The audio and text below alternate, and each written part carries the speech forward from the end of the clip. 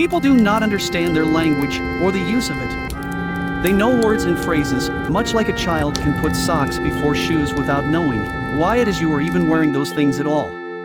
People do not understand that the words are nothing more than containers for the meaning which pours forth from your imagination through the ears of your target and into their own. They do not recognize the true power of that sound. I can use a word to get your attention above all other things you value, despite I am a stranger to you without beauty or sway, without a swig of intelligence to my name and in only spite and stupidity. I can shout the word fire, and you will stop your sentence, you will ignore your task.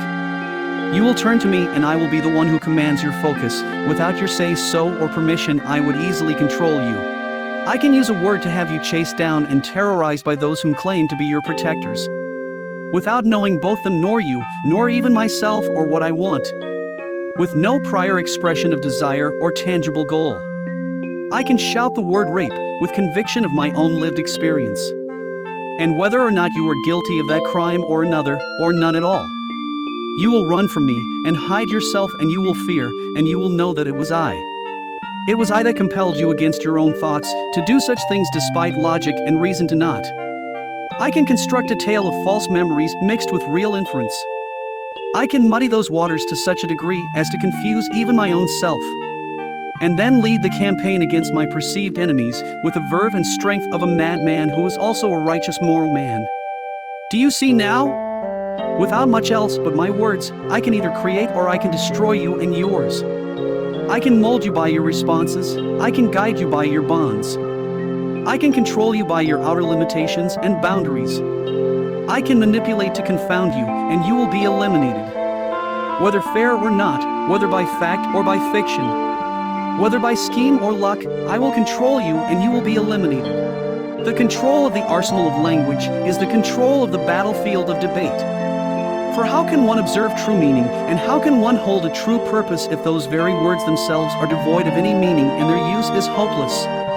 If a woman can be a man, then why do we need men and women? If my lived experience outweighs the truth of the light of day, then why do we need it?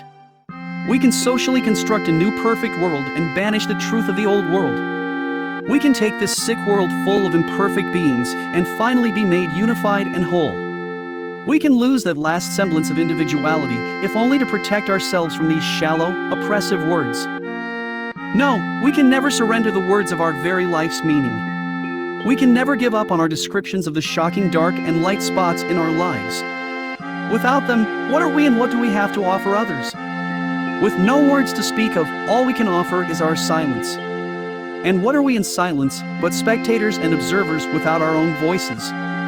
So that's how your freedom will be taken. Not by force, but by agreement. Not at the end of a weapon, but on the end of a statement of expressed opinion. In the end, you will be murdered by your own voice. That much is clear to see when we switch on our television sets and when we read our online news.